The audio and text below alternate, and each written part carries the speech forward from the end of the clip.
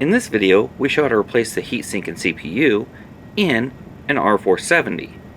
Before working inside your system, read through and follow safety guidelines to protect your system from potential damage and ensure your personal safety. For more information about safety guidelines, see the service manual at dell.com/support. To remove the heatsink and processor, loosen the nuts in reverse order. So it's 5, 4, 3, 2, 1.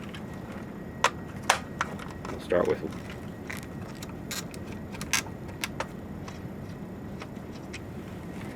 the nuts loosened.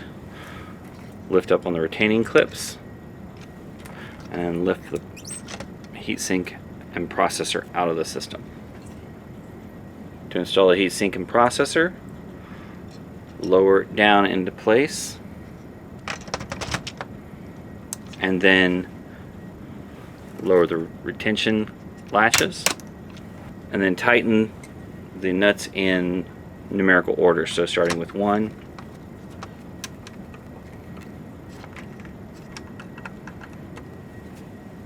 For more information or support about the PowerEdge R470, visit dell.com/support.